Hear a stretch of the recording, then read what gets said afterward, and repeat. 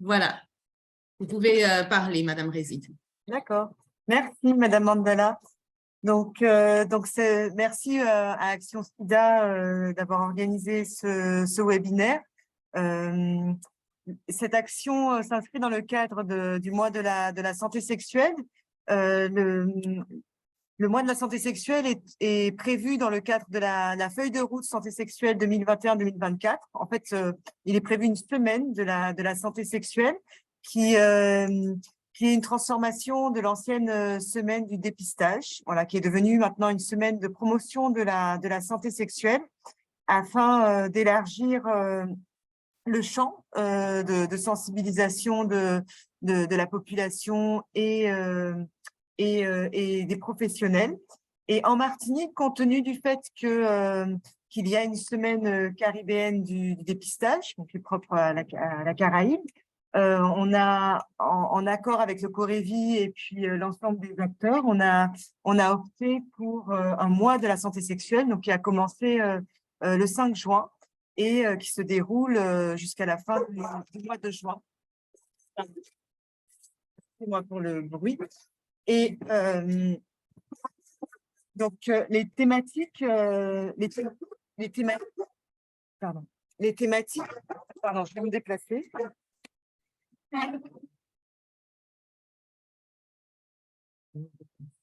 Les thématiques de ce mois de la santé sexuelle. Excusez-moi. Les thématiques du mois de la santé sexuelle sont des thématiques qui ont été retenues au niveau national, à savoir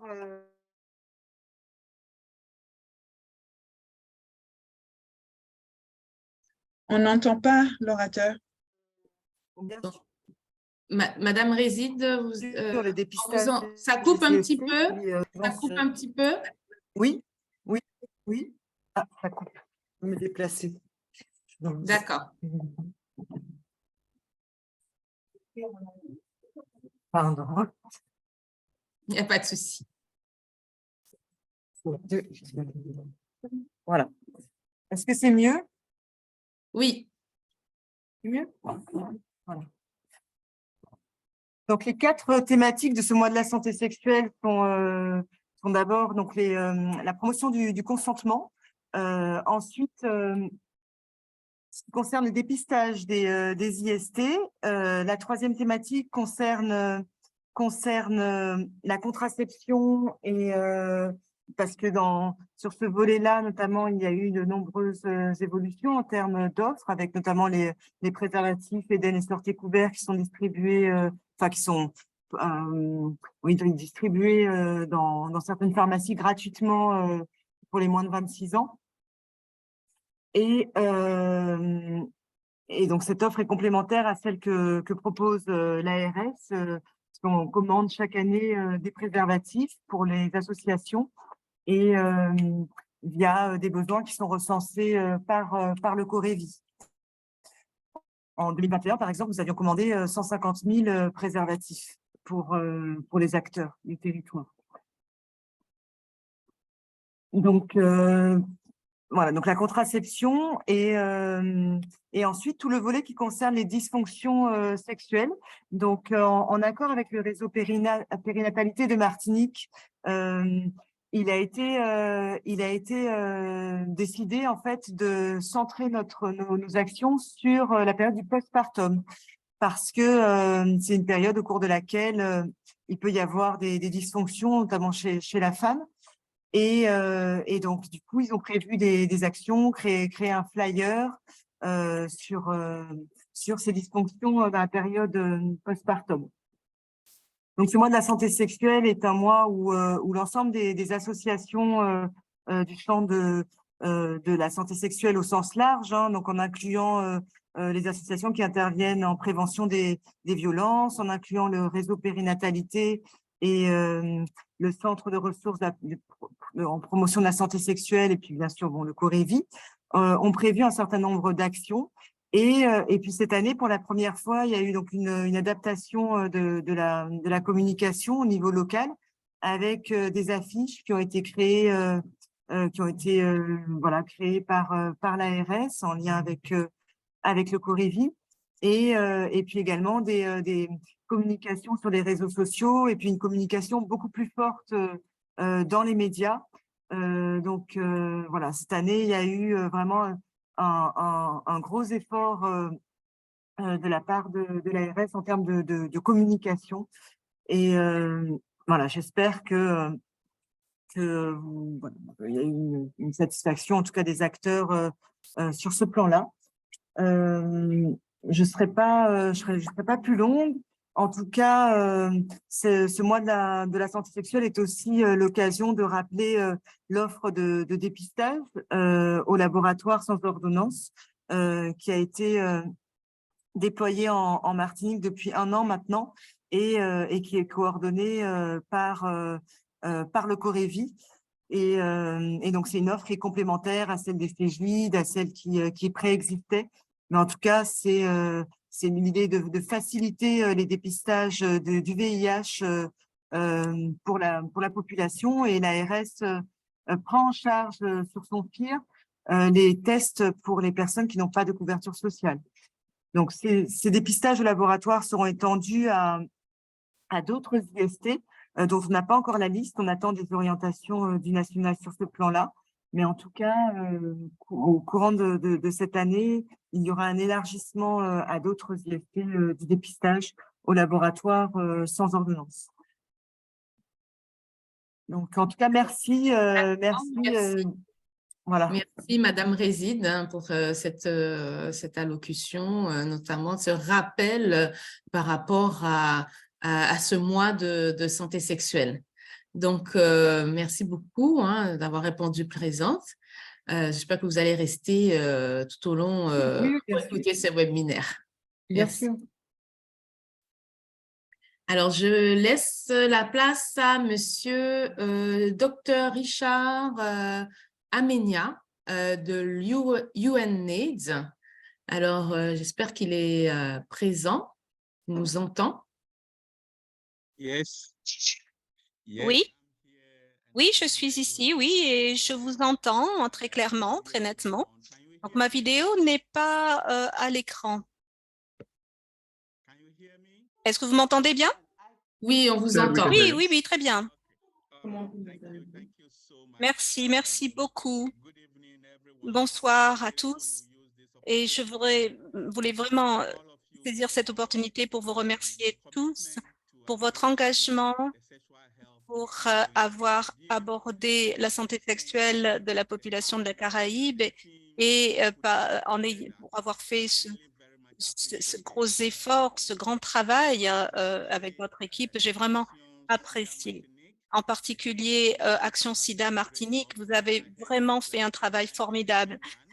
J'ai entendu que c'est la première fois que cela est réalisé et je pense que c'est un moment historique pour nous de pouvoir engager le public, le faire participer et l'éduquer, le sensibiliser aux risques parce qu'il y a beaucoup de préjugés qui sont associés à une bonne santé sexuelle. La santé sexuelle, c'est une composante importante de toutes les stratégies en matière de santé, simplement parce que c'est important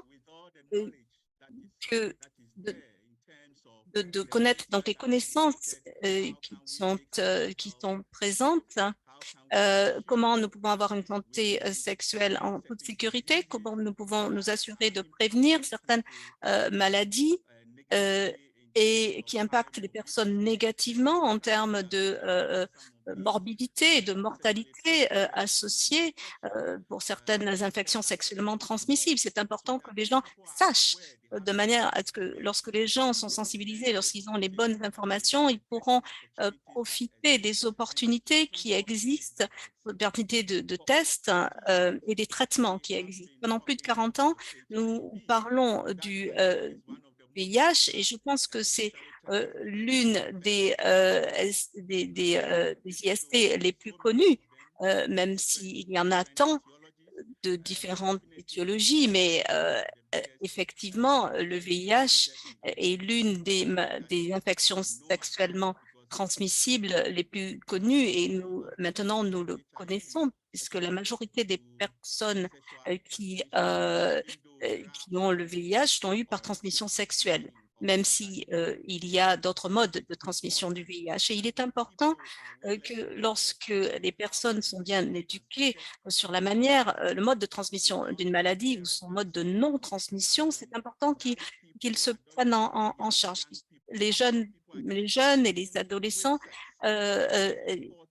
qui ont une activité sexuelle, toutes ces personnes, c'est important qu'ils soient bien informés sur comment se protéger et pour ceux qui sont sexuellement actifs, comment s'assurer que leur santé sexuelle est l'essentiel pour eux et qu'ils sachent comment se protéger. Donc, je voudrais vraiment remercier tous les organisateurs pour cette réunion très importante.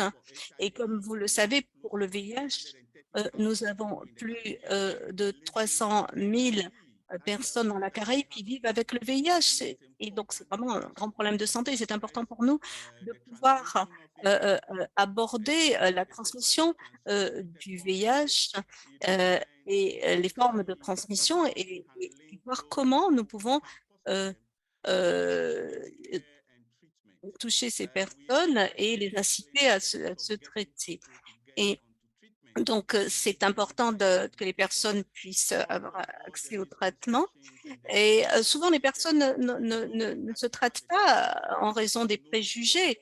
Les gens pensent que cette maladie n'a pas de traitement, n'a pas de vaccin, cette maladie n'a pas de vaccin. Et les gens sont habitués aux vaccinations, mais le VIH n'a pas de vaccin et n'a pas de traitement. Donc, c'est important de se focaliser sur la prévention de manière à ce que nous puissions protéger nos populations pour qu'ils puissent contribuer au développement de nos différentes îles au sein de la région de la Caraïbe. Donc, je voudrais vraiment que les personnes puissent poser des questions essentielles aux experts qui se trouvent dans ce panel. Et les gens doivent également agir. En fin de compte, je voudrais que les gens puissent avoir accès aux installations de dépistage, au centre de dépistage, dans nos hôpitaux, dans nos cliniques, dans les différentes îles, pour que vous sachiez ce qui se passe, ce qu'il y a de disponible. Et je pense que c'est une opportunité pour nous d'avoir des informations complètes sur l'éducation à la sexualité et pour voir comment nous pouvons nous assurer que l'estime de soi des gens est améliorée en raison des connaissances qu'ils ont acquises. Donc, je voudrais vraiment vous remercier pour nous avoir invités. Je voudrais également remercier mon collègue de la PAHO, de l'OMS, pour leur aide et mon ami Marvin Guy, je le remercie d'avoir accepté de participer à ce panel. Et je vous souhaite une bonne réunion. Merci, bonne conférence.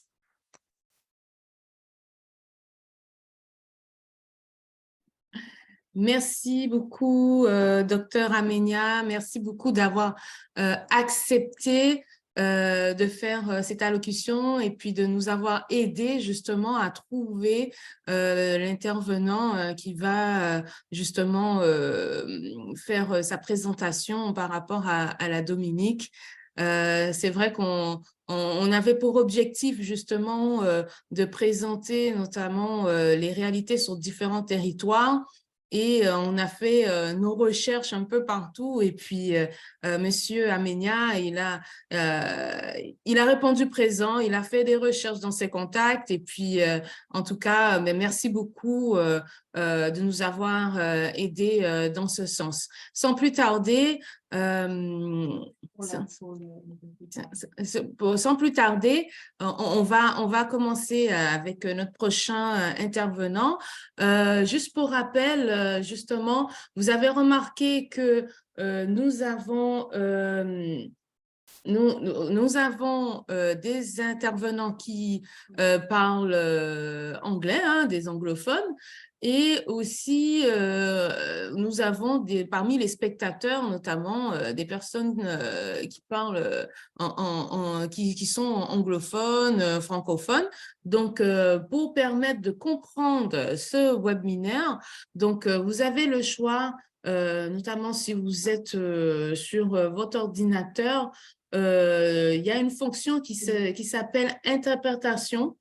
Et là, vous cliquez dessus. Et cette fonction-là, justement, je pense qu'elle se trouve à côté de lever la main, entre sous-titres et lever la main.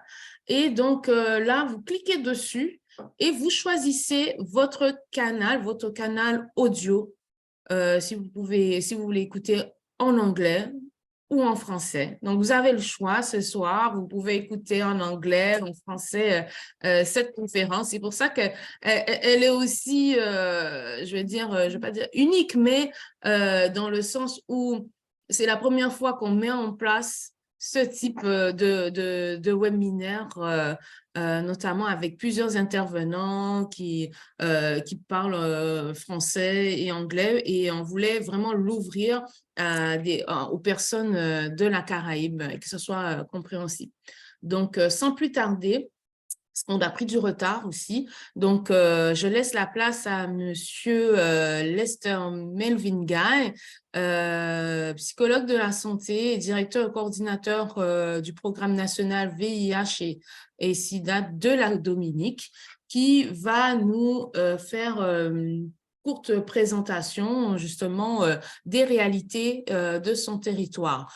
Par la suite, il y aura un petit temps d'échange. Si vous avez des questions sur sa présentation, vous pouvez écrire vos questions sur le chat ou vous levez la main et puis on peut vous donner la main pour pouvoir poser votre question. Donc, je laisse la place à Monsieur Guy. Merci.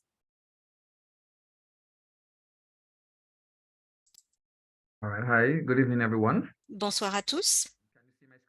Est-ce que vous pouvez voir mon écran? Oui.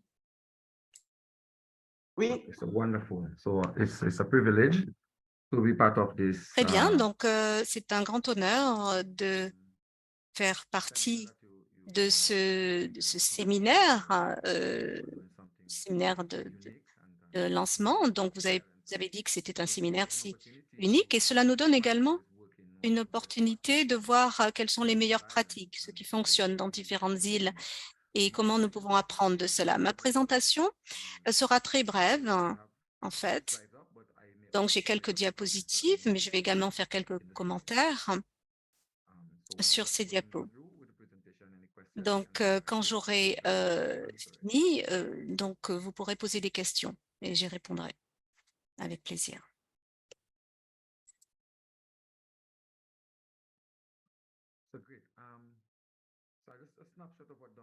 Donc, c'est un petit peu une vue d'ensemble de notre population, 72 000 personnes. Nos derniers recensements étaient en 2011. Les hommes représentaient 50,4% et donc les femmes, c'est 49,6%. Notre population comprend 45,8% de moins de 25 ans et la population de plus de 60 ans représente 11,6%.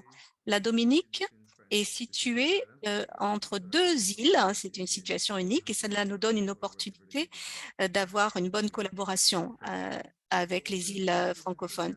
Donc, notre système de dépistage couvre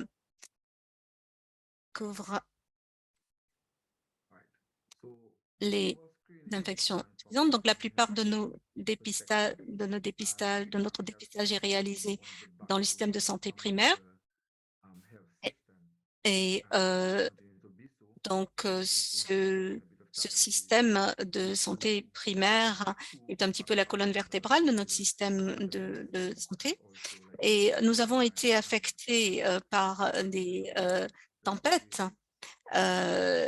récemment et par le Covid également, comme d'autres pays, comme les autres pays du monde, mais nous avons quand même pu nous en sortir. Donc, bien sûr, cela a affecté nos ressources et Donc, les systèmes de prévention du VIH, des IST et de la tuberculose comprennent une composante de prévention dans la composante de prévention du programme national du VIH.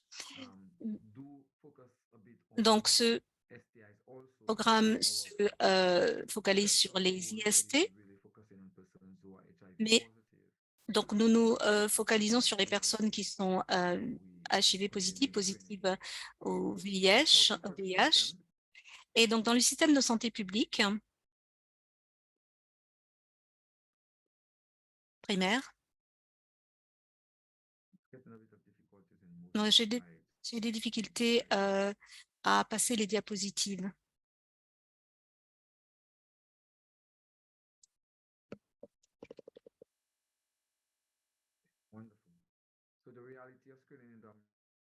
Donc, la réalité, voilà, donc nous avons des défis en termes de ressources, ressources humaines.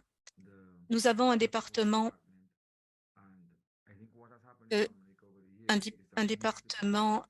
qui est sacré, et mais pour la sensibilisation, tous les départements participent à cette sensibilisation contre les maladies sexuellement transmissibles, les infections sexuellement les IST. Donc, la prévalence du VIH en Dominique est extrêmement faible, mais l'incidence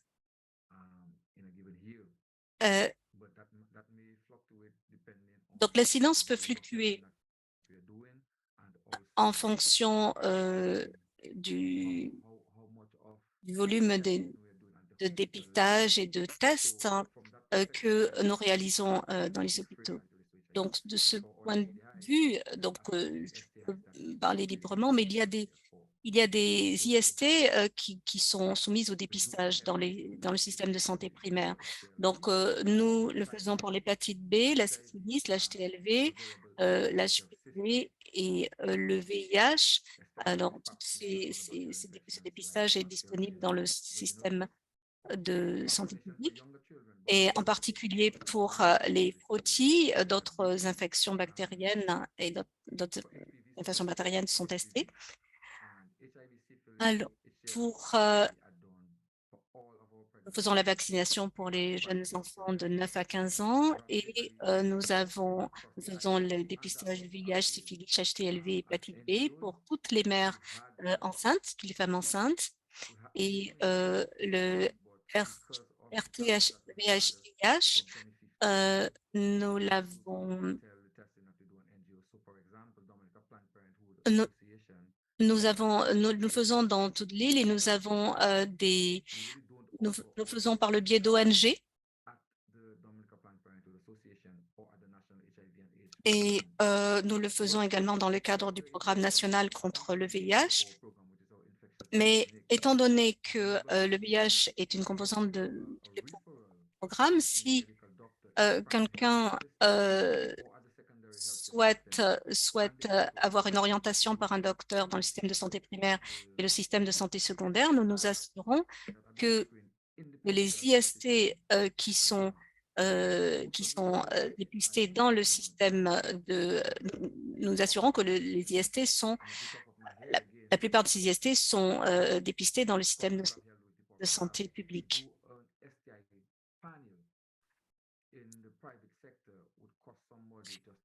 Alors,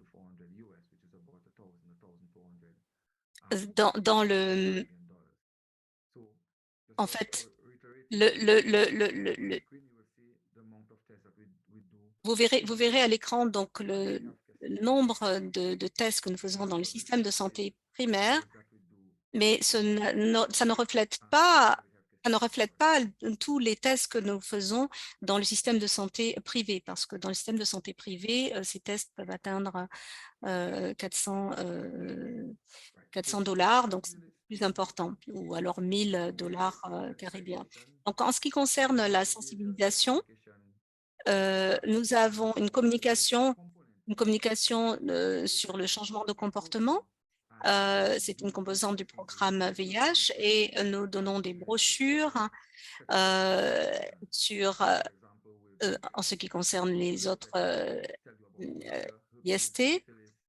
Par exemple, la syphilis, la gonorrhée, les gonocoques et les chlamydiés. Donc, ce sont les 6 ou 7 infections que nous couvrons. Donc, nous donnons ces informations et même si un patient vient pour un test VIH, en fonction de son profil, nous aurons une discussion avec lui en ce qui concerne les autres infections sexuellement transmissibles. Et donc, cela permettra de faire ces tests.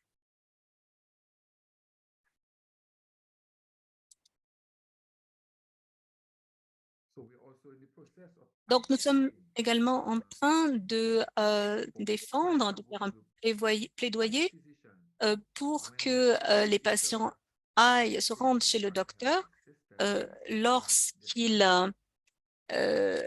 sont en contact avec le service de soins de santé primaire et pour que cette personne puisse effectuer ce test. Donc, le profil, parce que le profil d'IST est approximativement de $350. Donc, si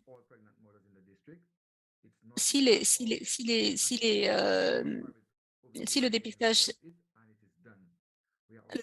n'a pas été effectué dans un quartier, nous nous assurons que ce dépistage est effectué ensuite.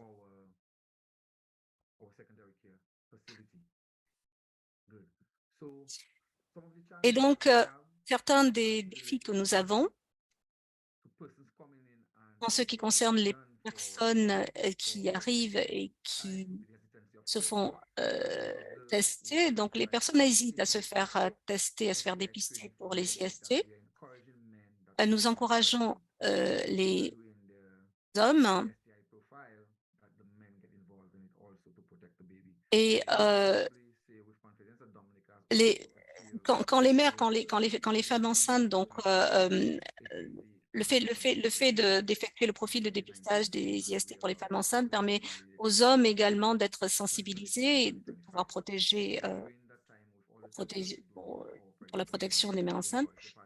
Donc,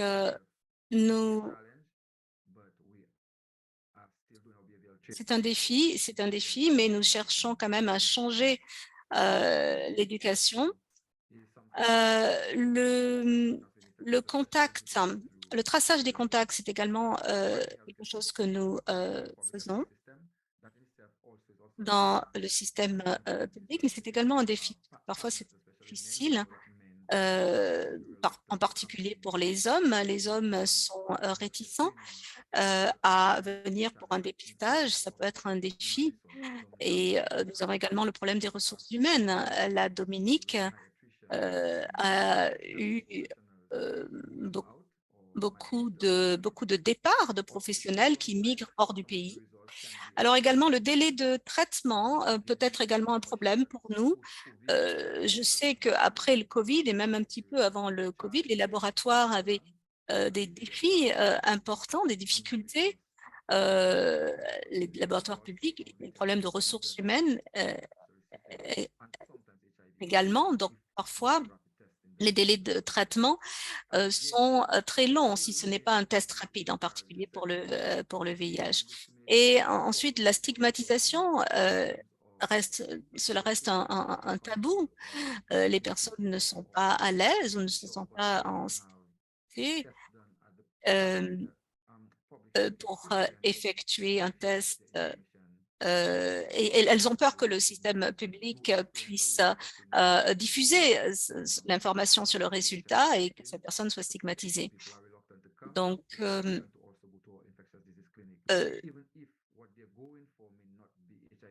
même Donc, même si donc ce n'est pas pour le VIH, nous essayons de tester donc toutes les IST. Donc, j'espère que cela vous a donné une vue d'ensemble de la réalité en Dominique. Si vous avez des questions, donc je serais ravie d'y répondre. Donc, je pense que j'ai respecté le temps. J'espère que j'ai respecté le temps qui m'était alloué. Alors, merci, Monsieur Guy, d'avoir fait cette présentation hein, sur la Dominique. On voit quand même qu'il y a certaines similarités et puis certaines différences, hein, notamment par rapport à la stigmatisation, le tabou, hein, par rapport qui reste important justement par rapport au VIH. Mais on voit quand même que le système est assez différent. Et notamment en termes des coûts hein, par rapport au dépistage et puis cette séparation entre le public et le privé. Donc, on a des questions notamment qui sont là-dessus hein, par rapport au dépistage. Deux questions, mais ça revient au même. Est-ce que les tests sont remboursés? Donc, on a les tests sont remboursés. Est-ce que les tests autres que VIH sont remboursés?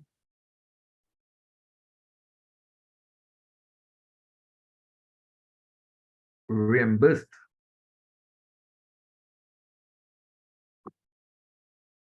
You need to clarify. Reimbursed in what sense? Remboursé dans quel sens? Ça veut dire, alors ça veut dire prise Whether en there is a charge, refund Remboursé. prise en charge par for the test. Oh, par okay. l'État. All right, great. C'est-à-dire So que la you're personne peut asking payer, if mais est-ce que persons c'est are remboursé? charged to have the HIV rapid test done? No, it doesn't come with. Non, Il n'y a pas de Non. coût pour le client. Oui. Donc, si vous venez à un centre de dépistage, même pour le programme national où il y a des tests rapides, il n'y a pas de coût lié au dépistage. Est-ce que j'ai répondu à la question posée par la personne? Alors, on n'a pas tout à fait compris. Il n'y a pas de Ah, non. test. Il n'y a pas de coût. Il n'y a pas de coût. D'accord. c'est gratuit, c'est gratuit. C'est gratuit. D'accord, c'est gratuit pour les tests de dépistage. OK. Parce qu'on avait dans les centres, parce Yes, qu'on avait yes, the test compris. is free for the client who comes through Oui, the primary health. c'est gratuit pour le client qui vient par le système de soins primaires. D'accord, donc le système, ce qu'on avait compris, le système de soins primaires, c'est le système de santé publique, quoi. Donc, par cette porte-là, c'est gratuit, il n'y a pas de coût. Mais ceux qui empruntent justement la voie du privé, est-ce que le test, il est remboursé? Est-ce qu'il y a une sorte de, un peu comme en France, ça veut dire que on paye, mais on est remboursé, par une sorte de sécurité sociale? Right. So good. I'm a little clear with the question. No, you're Non. not reimbursed. Non, vous n'êtes pas remboursé. Si vous allez à un centre pour la syphilis dans un laboratoire public, vous n'êtes pas remboursé. Vous payez le test et il n'y a pas de remboursement. Nous n'avons pas de système pour rembourser les tests payés. D'accord, merci. Oui, c'est vrai que ça peut être un frein justement pour les personnes qui désirent justement aller se faire dépister. Hein. Donc, par la suite, on a une autre question. Quelles sont les actions mises en place pour déstigmatiser le VIH et pour inciter au dépistage?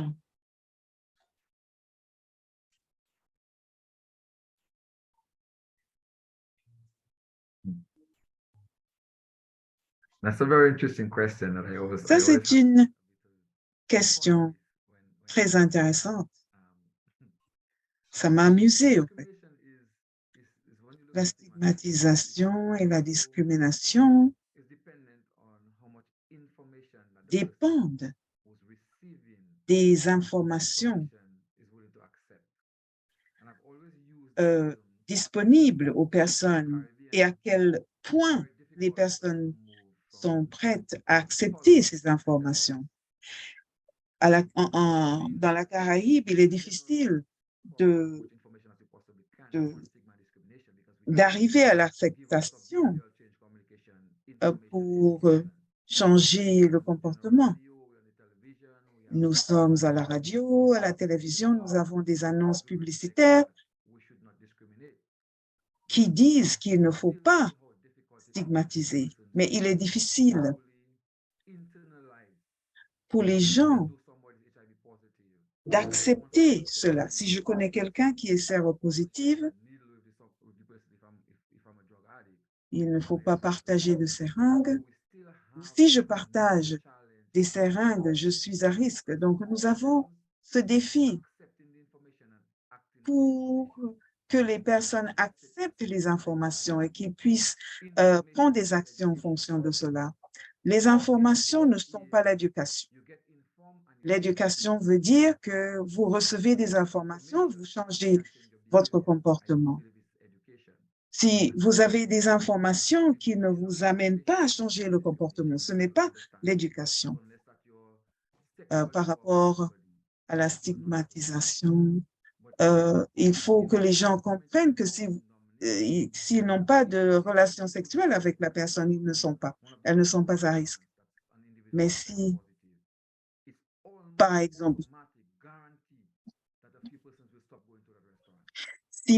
les gens savent que quelqu'un qui est séropositif est entré dans un restaurant, elles ne vont plus à ce restaurant.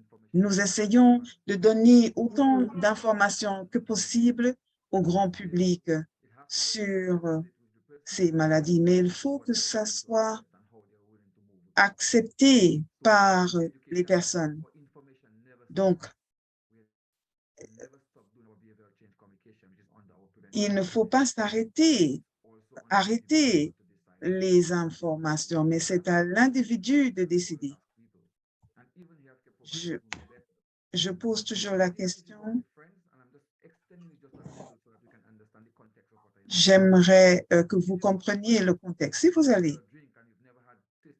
Si vous sortez avec des amis et qui commandent une boisson, vous allez dire, j'aimerais goûter cette boisson. Est-ce que vous allez prendre la même paille pour goûter la boisson? C'est là.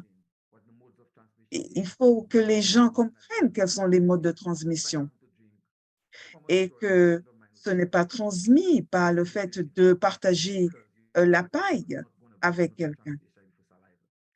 Vous n'allez pas attraper la maladie par la salive. Donc, ça dépend du degré auquel les gens acceptent et internalisent les informations qui sont données. Merci beaucoup pour cette réponse. Alors, effectivement, hein, ça prend beaucoup d'informations, notamment informations, on l'a vu, on le voit même sur nos territoires, hein, informations grand public, informations à public spécifique notamment. Ça prend du temps pour faire changer le regard justement sur notamment le VIH-Sida et les autres IST. Je vois qu'il y a encore d'autres questions. Je sais que Jean-Claude, tu as levé la main, si ce n'est pas trop long, parce qu'on va passer au prochain intervenant. Non, ce n'est pas trop long, c'est en réaction à ce qu'il a apporté comme information. Je voulais juste savoir quelle est la place au niveau du gouvernement, quelle place a la santé sexuelle ou bien justement tout ce travail de communication ou de lutte contre la stigmatisation prend la santé sexuelle dans le programme du gouvernement? Est-ce que vous avez un soutien ou bien c'est quelque chose qui reste tabou au niveau des politiques et il n'y a pas de programme affiché de soutien du gouvernement pour la lutte contre les IST et les stigmatisations? Alors, si c'est possible d'y répondre, mais en 30 secondes. Okay, well, so on our program, for example, National HIV program, and I know health promotion also. Au sein de notre programme national, nous émettons beaucoup de communication sur le changement de comportement. C'est vrai que c'est un défi. Lorsque je soumets mon plan de travail à mon responsable, j'ai de la rétroalimentation, mais le VIH, le programme du VIH fait partie du programme général, mais par rapport à la prévention, l'unité a un composant sur le changement de comportement. Mais je dirais que si on avait plus de gouvernance, cela aurait une importance plus grande par rapport à nos programmes. Donc, merci pour la question.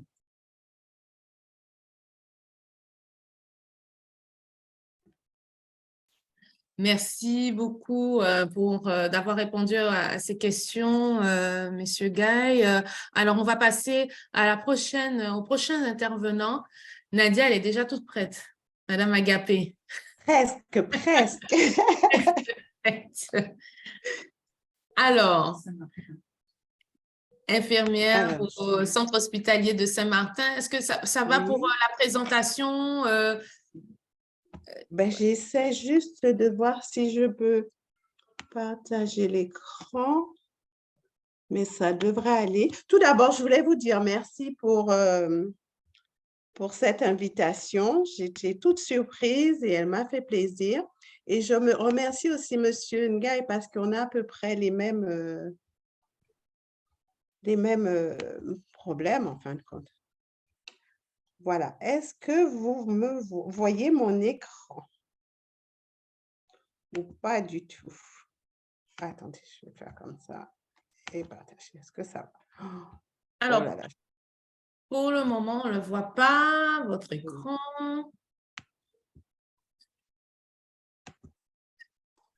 Alors, sinon, je crois que je vais devoir faire avec vous. Sinon, je le partage pour toi. Oui. Ce que tu m'as envoyé. Oui. Ça va être plus difficile pour moi pour changer, mais on va faire comme ça. Tout à l'heure, ça a fonctionné. Et là, je crois que ça ne fonctionne plus du tout. D'accord. Voilà.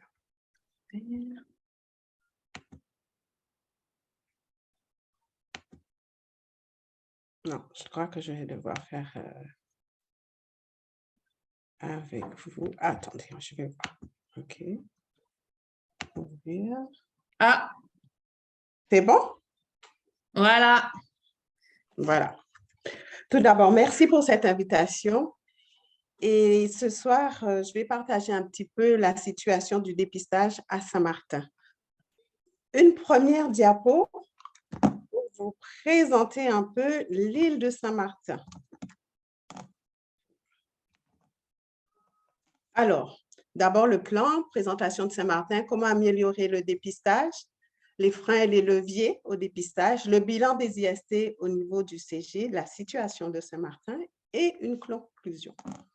Comme vous l'avez dit, je travaille au centre hospitalier de Saint-Martin et plus précisément au CEGID.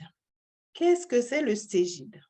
Tout le monde dira, c'est quoi, c'est 5 lettres, c'est 6 lettres.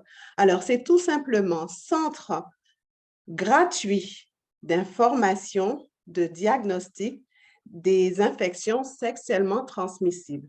Et sur l'île de Saint-Martin, on en a 2.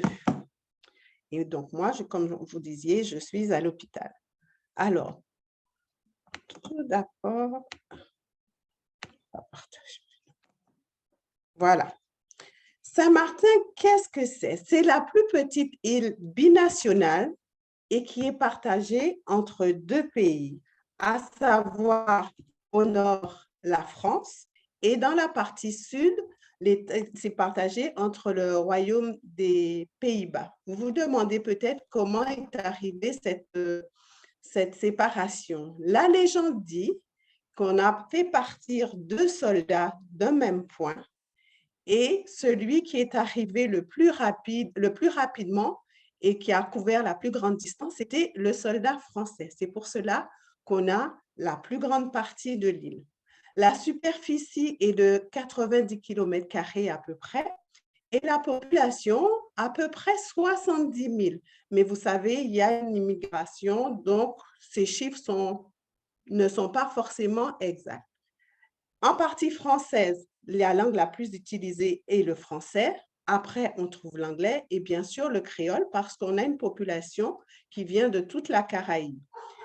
Il y a à peu près plus de 160 nationalités qui vivent sur cette petite île en toute fraternité et on nous appelle la Friendly Island. Côté hollandais, la première langue, c'est le néerlandais, ensuite l'anglais et le créole. Comme vous voyez, il y a très peu de personnes qui parlent le français du côté hollandais. Comme monnaie, on utilise l'euro, le dollar, le florin. Le florin est plus utilisé du côté hollandais. Voilà.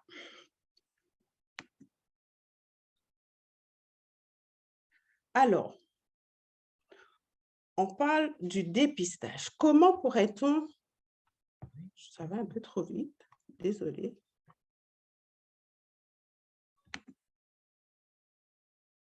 Comment pourrait-on améliorer le dépistage?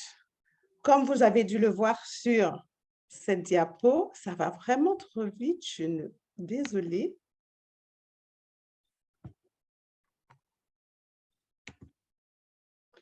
Voilà. Comment pourrait-on améliorer le dépistage des IST, notamment le VIH? Ce serait de proposer le dépistage à toutes les personnes qui viennent aux urgences. Comment? Avec un test rapide. Cette expérience, on l'a faite pendant 2 ans, il y a peut-être 4 ou 5 ans, et ça a permis non seulement de récupérer des personnes qui étaient sorties du circuit de soins, de dépister des nouvelles personnes, et aussi le fait d'avoir fait cette expérience aux urgences, nous nous sommes rendus compte que si on proposait aux personnes qui venaient pour tout à fait autre chose un dépistage du VIH en priorité, elles étaient prêtes à accepter, mais certaines de mes collègues ne se sentaient pas capables de le faire, en capacité de le faire, et les médecins des urgences ne se sentaient pas préparés pour éventuellement annoncer un résultat positif. Le dépistage à domicile, c'est l'image du milieu. Ça s'appelle un autotest où chacun peut, après avoir reçu les informations par le pharmacien, pour se faire son test tout seul. Ce qu'il faut savoir, c'est que ce n'est pas évident. Il y a déjà certaines personnes qui ont du mal à se faire dépister et aussi se retrouver face à un résultat positif, qu'est-ce qu'il faut faire de ce résultat? Donc, des pharmaciens ont été formés, mais je dois avouer que cet autotest ne fonctionne pas beaucoup dans la population générale parce que ça a un coût. Heureusement qu'il y a l'association AIDE qui en propose gratuitement. Ça permet à certaines personnes qui veulent essayer de s'en procurer, de recevoir les explications et surtout de le faire. Il y a certains médecins généralistes qui proposent, qui ont appris à le faire, mais c'est un nombre très, très restreint. Il faut dire que TROD en cabinet, ça prend aussi du temps. Ce qui serait plus simple, c'est que les médecins, tout simplement, proposent à chacun qui a des rapports ou qui a eu des rapports, parce qu'il ne faut pas oublier que quand on a le VIH, on peut vivre avec sans souci pendant plus d'une dizaine d'années. Et quand on vient au centre, c'est une prise de sang ou le TROD en fonction de ce que souhaite la personne. Alors, désolée. Alors, je voudrais vous dire, est-ce que tout le monde sait ce que ça veut dire le U égale U? Je sais que il n'y a pas beaucoup qui peuvent me répondre. Tout simplement, lorsqu'on a dépisté une personne porteuse du VIH, il faut savoir qu'une personne dépistée qui prend son traitement, qui n'a pas d'autres infections sexuellement transmissibles, dont la charge virale est indétectable depuis plus de 6 mois, ne transmet plus le VIH. Et ça, je trouve qu'il est important que les personnes qui savent ou qui veulent savoir connaître leur statut soient en capacité de l'entendre et de savoir pour qu'ils puissent être pris en charge. Chez nous, quels seraient les freins? C'est tout simplement un éloignement des structures de santé. Parce que contrairement à la Dominique, nous, une personne, qu'elle vienne de la partie hollandaise, de la partie française, qu'elle soit en situation régulière ou pas sur le territoire, nous prenons en charge.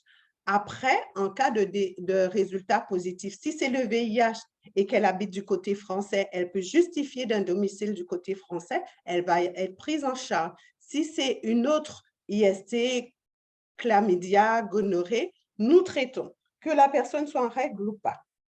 Et si cette personne est en règle du côté hollandais, elle est orientée vers un médecin de la partie hollandaise. Un autre frein, sentiment de gêne, de honte de certaines personnes, parce que pour elles, le centre de dépistage est au sein d'une consultation, on va dire, généraliste. Donc, certaines personnes ont peur de venir parce qu'ils se disent « Ah oui, si je viens là, on dira que c'est parce que j'ai une mauvaise vie, je serai jugée. » Donc, ce sentiment de honte, de gêne, de discrimination aussi existe aussi, moi je dirais partout, mais à Saint-Martin, elle existe. Surtout, vous avez vu, on est sur un tout petit territoire et bien sûr, ça peut gêner les personnes qui souhaitent se faire dépister. Certaines personnes disent « Oui, mais je connais mon partenaire. » Donc, ce n'est pas grave si je ne me fais pas dépister. Et je vais vous raconter une anecdote qui est arrivée au centre de dépistage il y a une quinzaine de jours. C'est un jeune homme, très beau garçon, qui a l'habitude d'avoir des rapports non protégés avec ses partenaires. Et quand je lui demande comment il décide de se protéger ou pas, il me dit « Ouais, mais j'entends ce qu'on dit d'elle. Et ça, si on dit du bien, je peux avoir des rapports non protégés avec cette personne. » Et en fin de compte, quand il est revenu chercher ses résultats, il avait des chlamydia. Je peux vous dire que ça l'a tellement choqué qu'il m'a dit qu'il prend conscience qu'il n'avait aucun signe par rapport aux chlamydia. Et ça l'a amené à réfléchir et il m'a dit que maintenant, il pense qu'il va changer son comportement. Autre chose, il y a des personnes qui vous disent il y a des traitements, ce n'est pas grave. Et les freins aussi, ça a été la période COVID où les patients, pendant un certain temps, n'avaient pas accès du tout à l'hôpital. Donc, je crois, dans 2020 et 2021, on a eu très peu. Et il y a des personnes qui ont peur de connaître le résultat.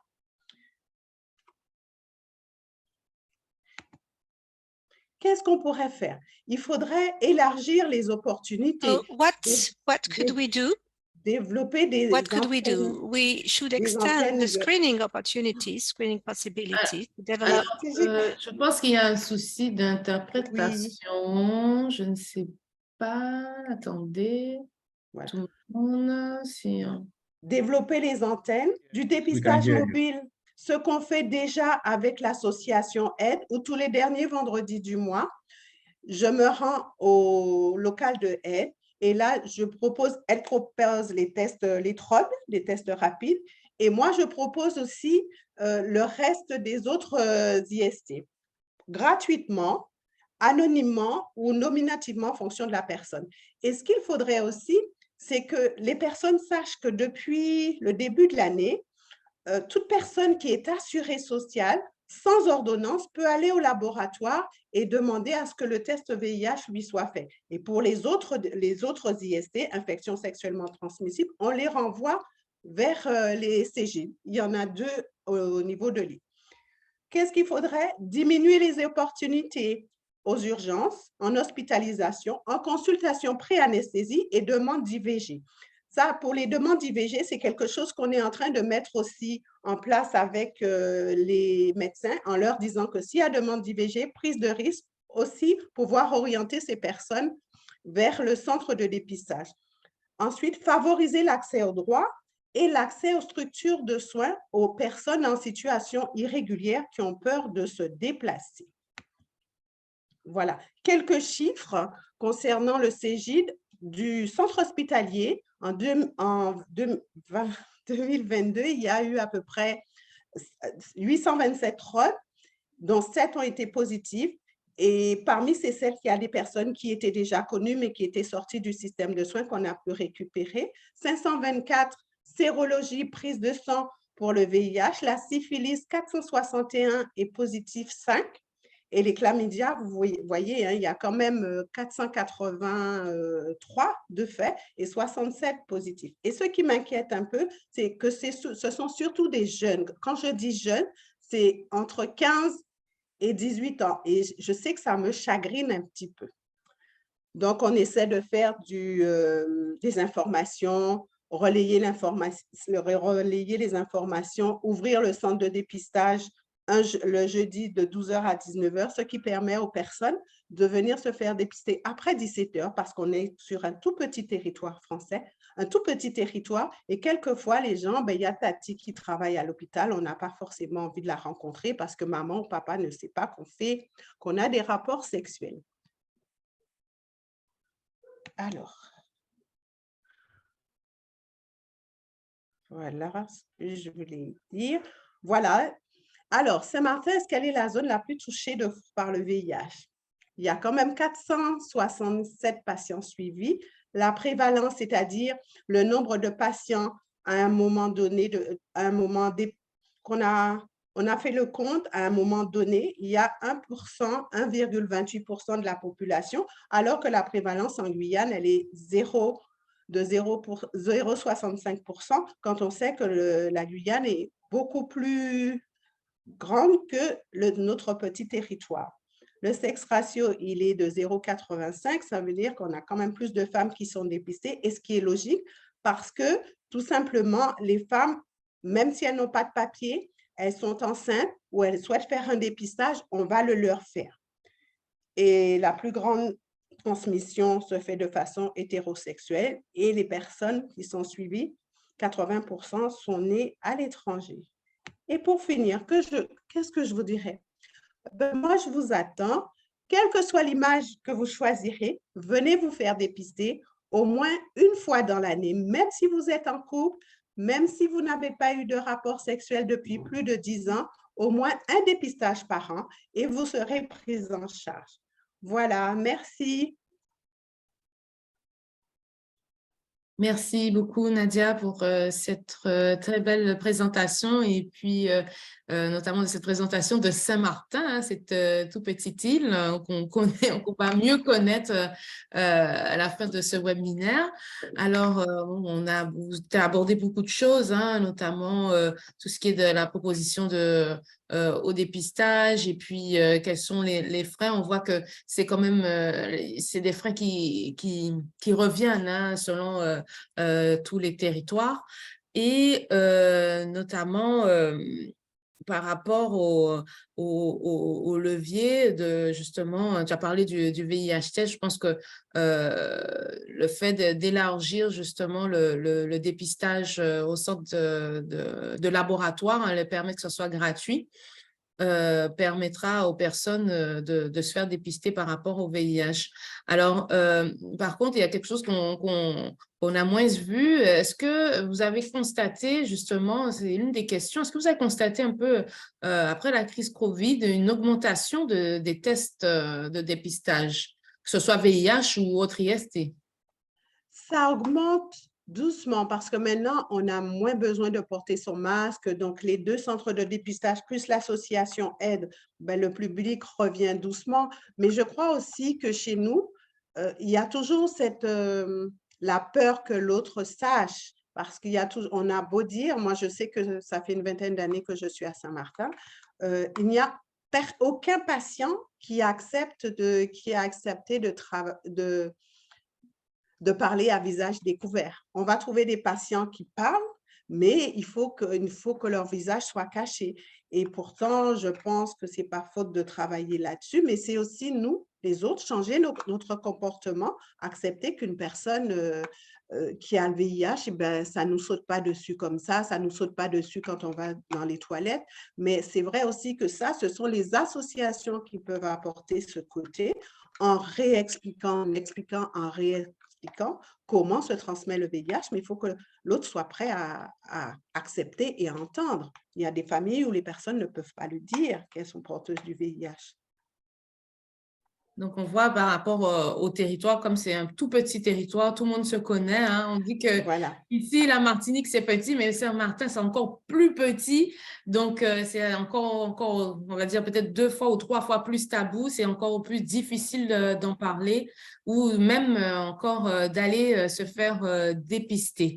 Alors, comme on a pris beaucoup de retard, ce que je vais faire, c'est que je vais déjà passer, s'il n'y a pas d'autres questions, hein, mais la parole à notre prochaine intervenante qui nous vient d'Haïti. Madame, merci Nadia hein, pour cette présentation encore une fois. Donc, je passe la parole à Dashna Dol, qui représente une organisation en Haïti qui s'appelle Chandelle. Dashna, tu nous entends? Oui, je suis là, merci. Bonsoir à tous et à toutes. Malheureusement, et déjà avant, merci pour l'invitation et ça nous fait beaucoup de plaisir.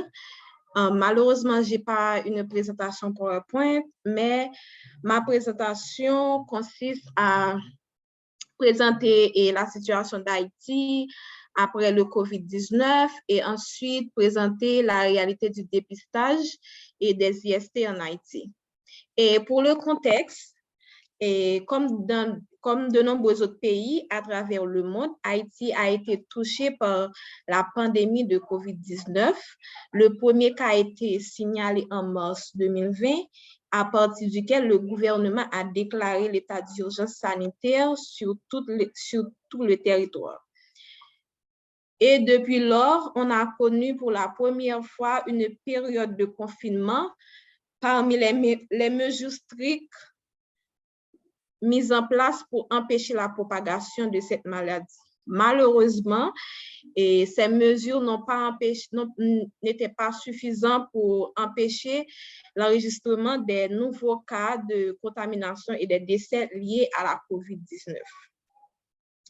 La pandémie a également aggravé les défis socio-économiques auxquels Haïti était déjà confronté d'une fragilité qui remonte à environ 10 ans. Plus précisément, et après le séisme du 12 janvier 2010 qui a causé de nombreuses victimes, surtout dans la capitale du pays, parmi lesquelles les pertes des vies humaines, les maisons détruites et les cas de blessés.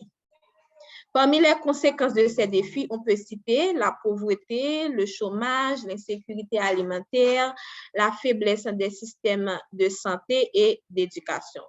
Les mesures de confinement et de distanciation sociale ont également eu un impact sur la vie quotidienne des Haïtiens comme dans les autres pays, notamment en ce qui concerne l'accès aux services essentiels tels que l'eau, l'assainissement et la santé.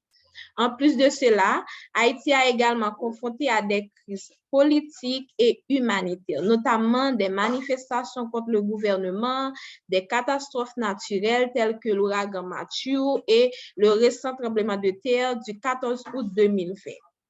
Dans l'ensemble, le contexte haïtien après la COVID-19 est marqué par de nombreux défis socio-économiques et politiques qui requièrent des efforts concertés de la part des autorités, de la société civile, de la communauté internationale pour stabiliser la situation et aider le pays à se remettre de la pandémie ainsi que d'autres crises auxquelles il fait face. Maintenant, je vais rentrer dans la réalité du dépistage des IST en Haïti. Juste pour faire cette représentation, je vais sans doute catégoriser le pays en deux, le milieu rural et le milieu urbain. Haïti est une population de 11 905 897. C'est l'estimation de la population haïtienne. En milieu rural, on trouve, et si vous voulez, je peux partager ces données avec vous après. Et en milieu urbain, on trouve 6 709 743 personnes. Et en milieu urbain, ces chiffres-là sont datés de 2020. Et en milieu urbain, en milieu rural, alors, 5 196 154 personnes. Et pour commencer avec la présentation de la réalité et du dépistage des IST après la COVID-19, je vais vous présenter une situation qui vous permettra d'avoir une vue et peut-être globale, que j'ai pris comme un échantillon, qui vous aidera à avoir une vue globale de la situation. Je vais commencer par ce scandale qui a eu lieu dans la Grand'Anse, et juste pour appuyer la réalité de la possibilité de propagation et de dépistage des IST en Haïti. Après la période de confinement, dans une école à Beaumont, dans la Grand'Anse, le directeur de l'établissement a enregistré plus de 20 cas de ses élèves tombés enceintes pendant le confinement. In one school, it was reported that excusez-moi, Madame Hamilton, votre micro ou souci d'interprétation. Ok, merci. Ok, je peux continuer? Oui. D'accord. Oui, après les enquêtes réalisées par d'autres institutions de la société,